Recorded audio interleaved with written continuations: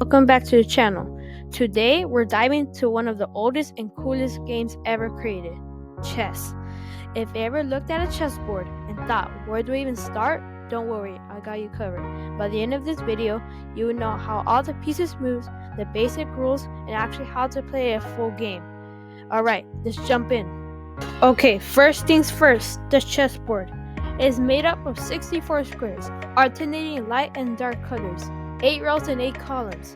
When setting it up, make sure the bottom right corner square is light colored. A good way to remember that is light on the right. Now for the pieces. Each player gets 8 pawns, 2 rooks, 2 knights, 2 bishops, and 1 queen and king. The second row or rank is filled with pawns. The back row goes like this from left to right.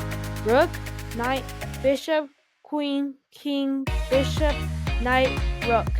Here's the key thing. The queen always goes in her own color.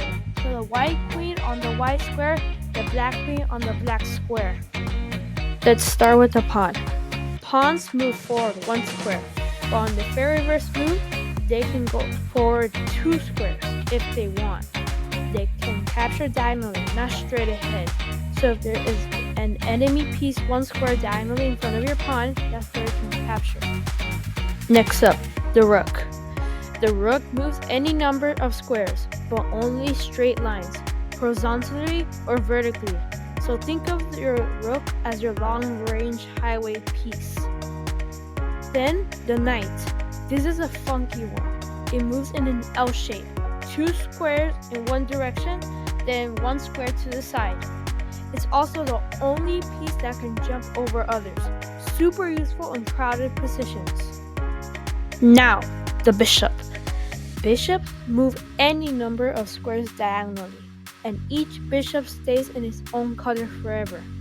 1 on light squares, 1 on dark squares. Then, the queen. She's the most powerful piece. She can move in any direction, as far as she wants, diagonally, horizontally, or vertically. Basically, she's just a combination of a rook and a bishop. And finally, the king. The king can move 1 square in any direction. The whole goal of the game is to trap the opponent's king, which is called checkmate. Alright, now let's cover some special moves that makes chess even more interesting. Castling. This is a move that involves the king and a rook. You move the king 2 squares toward the rook, and then that rook jumps over the king to the next square, but you can only castle if neither the king nor the rook has moved before. The squares between them are empty, and the king is not in check or moving through check. This is a great way to protect your king and activate your rook. On passant. This one confuses a lot of beginners.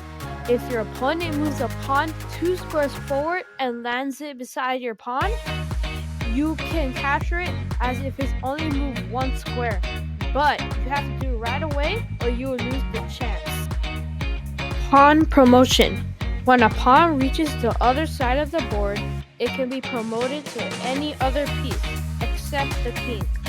Most people choose a queen because, well, queens are awesome. Let's talk about the endgame situations. When your king is attacked, it's called check.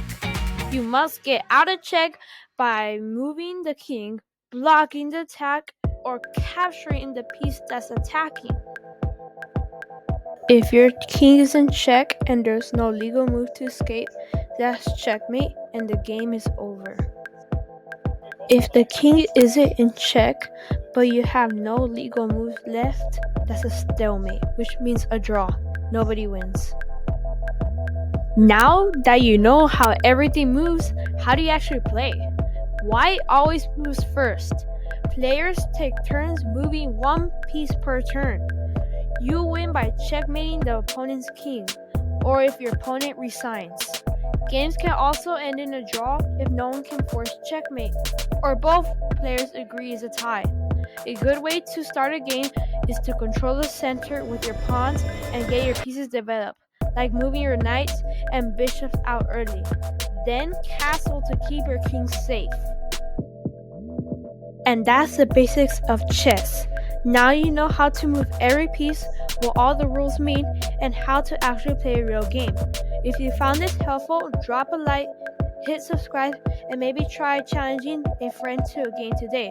The best way to learn chess is to just play. Thanks for watching, and remember, every master was once a beginner. Catch you in the next video.